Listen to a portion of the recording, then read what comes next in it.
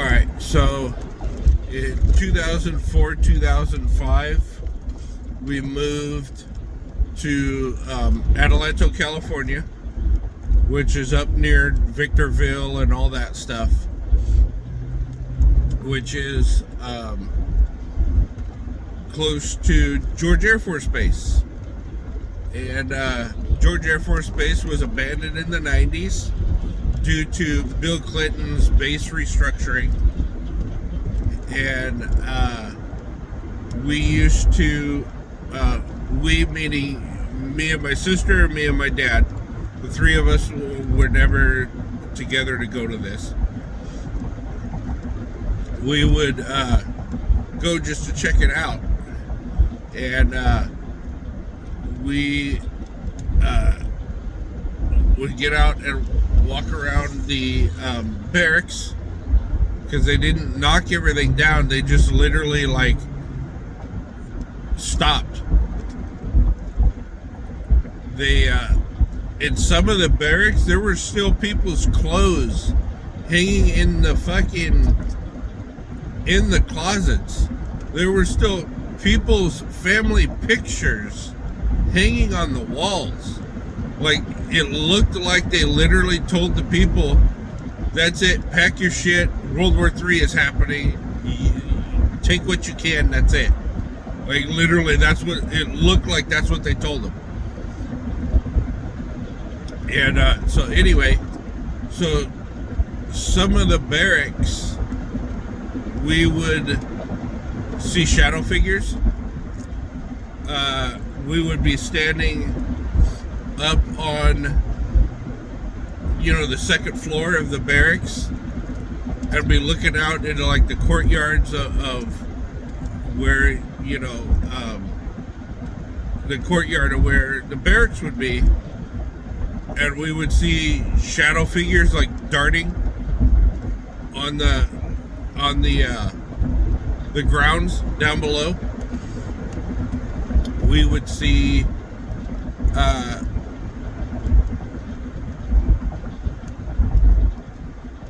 in the hospital there, they had a huge, like, 3-story hospital. So one story of the hospital was completely underground, and the other 2 stories were above ground. So the morgue was downstairs in the basement on the first floor. And my sister and I, when we would go, we would park in one of the corners of the parking lot, and we would go into the hospital and do some exploring in the hospital. And there was one time when we were walking around the outside of the hospital, and we got to a certain point, and it just smelled like death. It smelled like decomposing corpse. And we had called out the sheriff's department. Now, mind you, it wasn't illegal to be there, because George Air Force Base, they were turning it, repurposing it into like a community center. They had a YMCA set up, they had soccer fields set up, they had baseball fields set up there, they had schools, they had an elementary school and a middle school set up there, and they were and some of the administrative buildings that they had were being used as administrative buildings for businesses. And the theater, at the time we were up there, they were refurbishing the theater so that people could come watch movies there, which I think would have been freaking cool. So we had called the San Bernardino County Sheriff's Department to come out, and because we had thought that, something or somebody had died, like a vagrant had died in the hospital. They were like living in the hospital and had passed away. that's how bad the smell was. And then, San Bernardino County Sheriff came out, questioned us, why were we there, blah, blah, blah, blah, blah. So my sister was doing photography at the time. Like, she had the big Sony DSLR camera and all that shit. The freaking $2,500 camera and lens and batteries and all that shit. So we had kind of just told them, we were out here taking pictures of, basically California history, and we came to the back of the hospital here, and we were walking around trying to get good angles and stuff, and we just came across this smell of like a rotting corpse. And so they went and they investigated, and the officer came back and he goes, "We don't smell anything." And I was like, "What do you mean you don't smell anything? It's right there. It's right there in the corner by those air vents right there." So we had walked over with the officers, and there was absolutely zero smell. There was no smell. And my sister and I, we were standing at those air vents, smelling the smell the entire time we saw the San Bernardino County Sheriff driving onto the property to come see us. We were smelling the smell the entire time. And it never went away. And so it was that was just one weird thing about when we were at George. And so the guy goes, "Well, I'm not going to go in and investigate anything because there's no smell." He goes, "The smell's not here." And he goes, "There's no reasonable suspicion or nothing like that because there's no smell. Sorry." I was like, "All right, whatever." So he went to go get in his car and take off, and the smell came back like 20-fold. Like, it almost knocked me on my ass. And it actually made my sister gag. And I looked at her, and the sheriff was literally 20 car lengths away from us, pulling away. And I was like, you know what? Like, I'm not even going to get him involved anymore. He said what he said. So we did a little bit of walking around, found an main entrance into the hospital. And there's broken glass all over. The whole north side of the wall, the whole north side of the wall of this hospital was glass, like 6x6 glass panels, from the first story floor all the way up to the second story floor was all glass in like 6 foot by 6 foot panels. So we had gone in and we were walking around the hospital, and this hospital is huge. It's pretty big. And we would stop, and my sister would take some pictures, and we hear voices. It's like, all right, there's other people here. We saw other cars parked around the hospital, so we expected to run across other people. And we heard voices again, laughing, footsteps, but other people were there. So we were going, and we got into this one room that had looked like blood splatter all over this room. It literally looked like somebody got stabbed in their jugular vein and just sprayed all over this room. And I don't know if it was blood, but that's what it looked like. And I was over at the sink because the sink was just covered in blood. And I happened to just glance into the mirror to turn around because my sister said, okay, let's go. And she got her picture, so we were going to go. And I just glanced, I kind of went like this to look and turn around. And my eyes, swept the mirror. And I saw this dude in a military uniform in the mirror with half of his fucking face missing. And just blood just running down his face. What was left of his face and out of the holes of his face. And I looked back in the mirror real quick and he was gone. Like literally it was just like, I don't know if you guys can see, but it was just like kind of like this. It just looked at, mirror's right here. And I just kind of went, all right, let's go.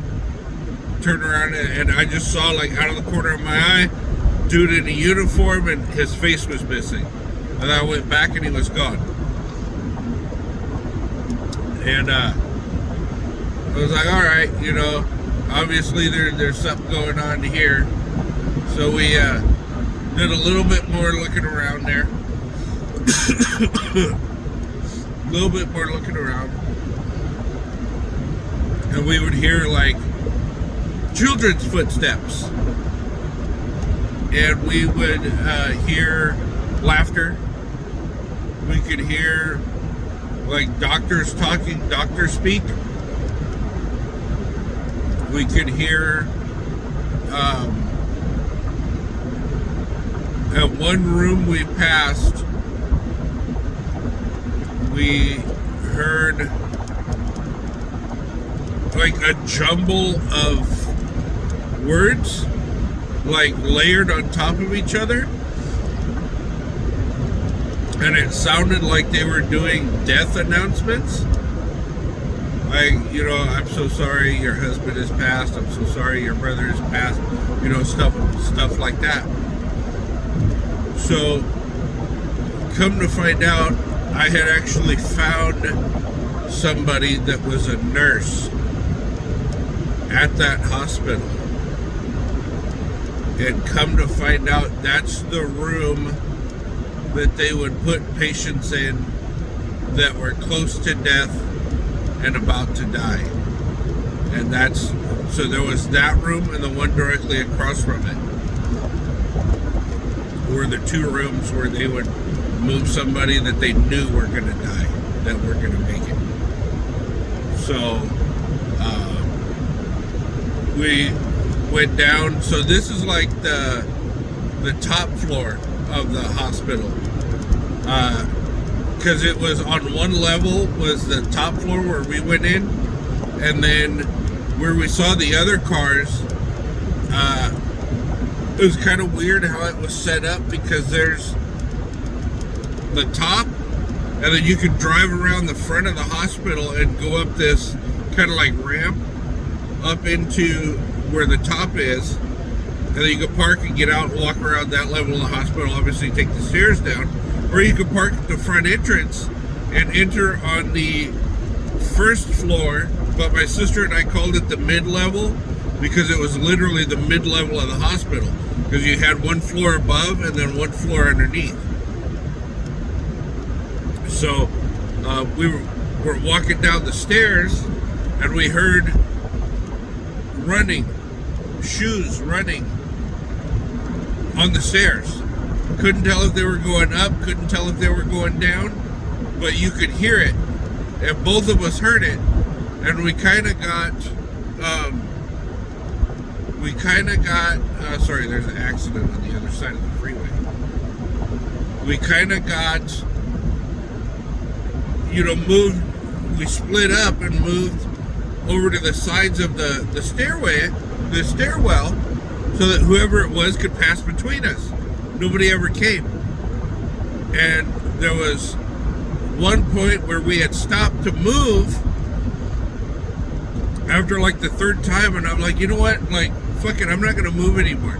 Unless I actually physically see somebody, I ain't gonna move. So I had told my sister that, And she goes, okay, whatever.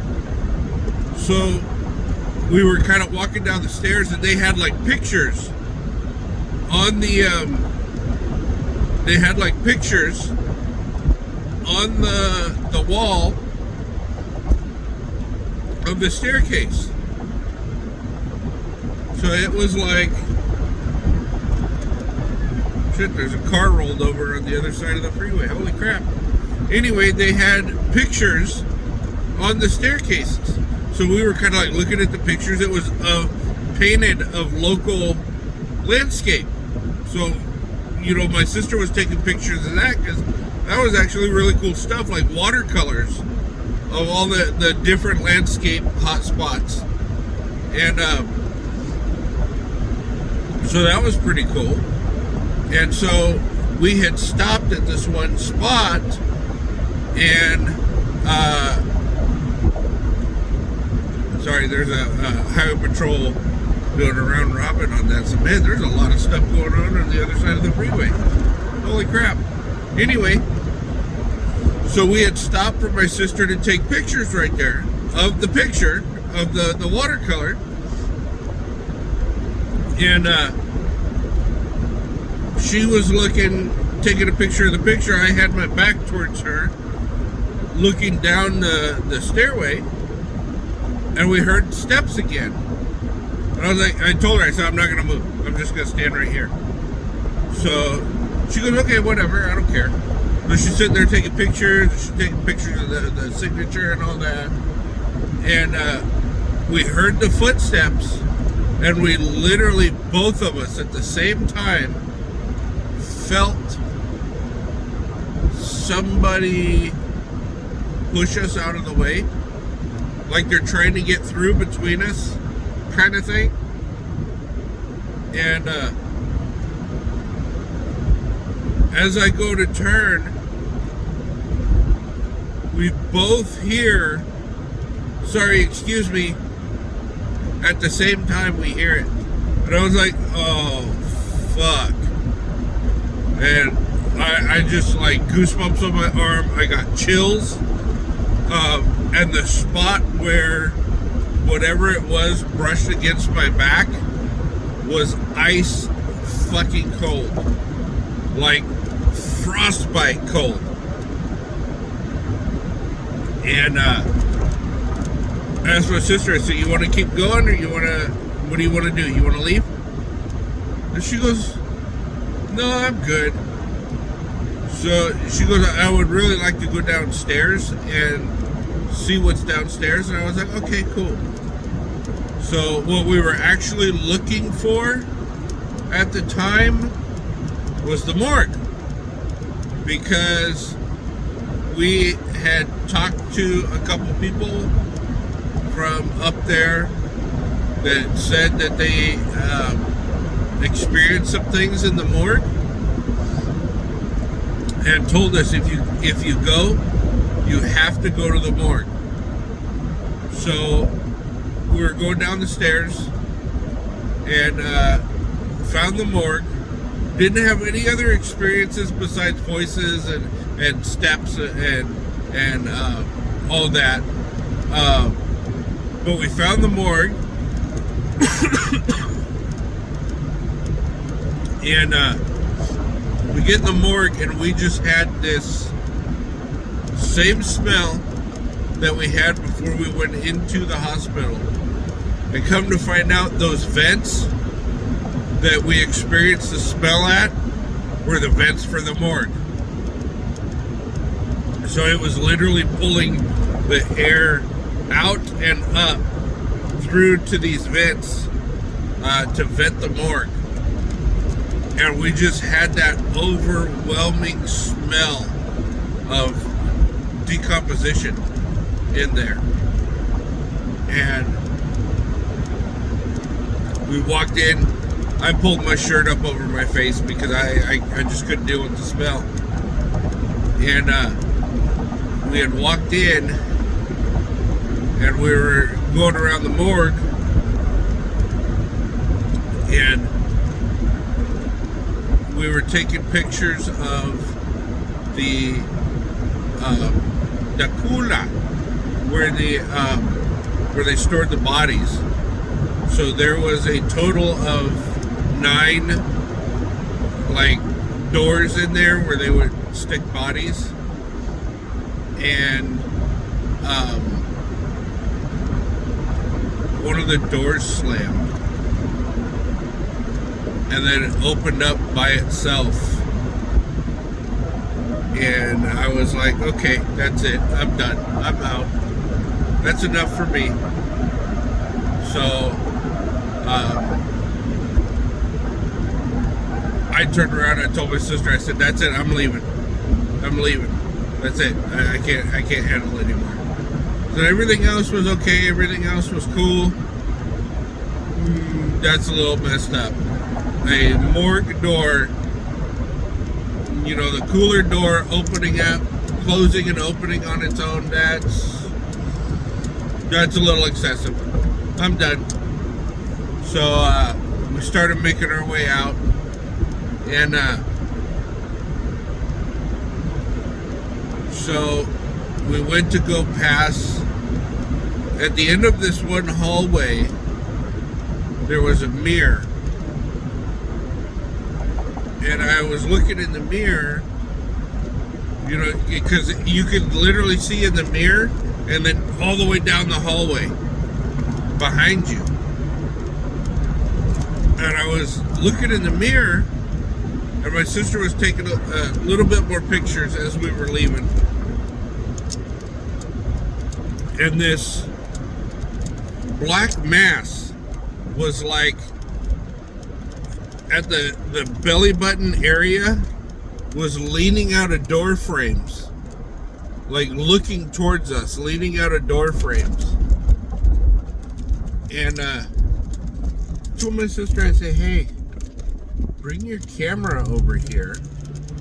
And I just told her like under my breath, like, hey, bring your camera over here. I want you to take pictures of this. So she goes, okay. So she kind of just like, and I told her, I said, don't make a deal out of it. Just kind of nonchalantly walk over here. So she's she's like snapping pictures of this, snapping pictures of that. She comes over and she starts taking pictures in the mirror. And it was like, it was literally like this. He would be in a different doorway, different doorway, different doorway, different doorway, different doorway. It was literally like that. Like every blink of the eye, this torso would lead out of a different doorway. You blink your eyes again, he'd be in a different doorway. And it was moving closer and closer and closer to us every snap. But we weren't snapping, but that's how quick he was moving doorway to doorway. So I was like, fuck, man, like this is some wicked ass freaking shit, man.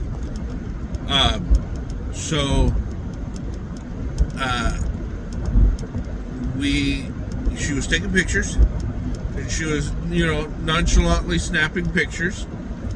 And, God, this is a 25-minute video already. Holy crap. 24 minutes almost. So, all of a sudden, he was like 3 doorways behind us, and you couldn't quite make out his face. You could just see, it was a human figure, just like a black mass. And then all of a sudden, like the next blink of the eye, the dude was over our shoulders, and it was the guy with half of his face missing, and just the blood running down his face. And my sister snapped a bunch of pictures, and when we went home, like we power walked out of there after that. He wasn't like menacing or anything. Like his one eye and the look on what was the rest of his face was almost like, help me. And he wasn't menacing. He didn't look mean. He actually looked kind, I want to say. And you could see in his eye that he was almost begging for help. But anyway, so we kind of power walked out of there to our car, and we were only like 4 miles away from George Air Force Base, and not that far. So we went home, and we were going through the pictures. She took over 1,000 freaking pictures that day. It was like 5 o'clock in the afternoon, so it wasn't, like full on daylight or anything. But anyway, some of the pictures turned out really fucking distorted. Some of the pictures had orbs in it, which, that's negligible. You can't count that as a spirit or whatever. Some of the pictures, she had caught shadows of kids. Some of the pictures, she had caught black masses of adults. Those pictures that she got of the dude, next doorway. We call him the doorway guy. So those pictures, a lot of those pictures didn't turn out, and a lot of those pictures weren't there on the SD card when we looked. And the one that she got that was fairly good of us in the mirror had this big blurred out spot in it where this dude was. Like, we weren't blurred out at all, me and my sister, because we were standing, shoulder to shoulder, although my sister was almost 1.5 feet shorter than me. I'm almost 6 foot. So my sister literally comes up to like right here to me, and so it was all blurred out just where homeboy's face was. So none of us was blurred out, and nothing else in the picture was blurred out. Sorry, I just got to work checking to make sure that that's on. All right, so yeah, nothing else was blurred out but just where the dude's head was. But yeah, that was my experience at George Air Force Base. Like, that was one of my biggest and like scariest oh shit experiences of my life. And there's actually another couple that comes close, but that tops it.